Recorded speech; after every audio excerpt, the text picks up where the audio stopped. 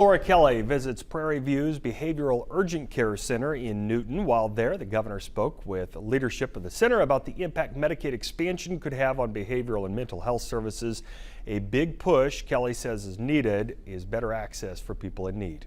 We will always have institutions like Osawatomie and Larned, but what we really need to fill in are regional centers where patients can get care closer to home, closer to family, closer to their jobs, so that the transition back into the community is seamless. One other goal Governor Kelly wants to work towards is helping prevent people from having to enter long-term institutions.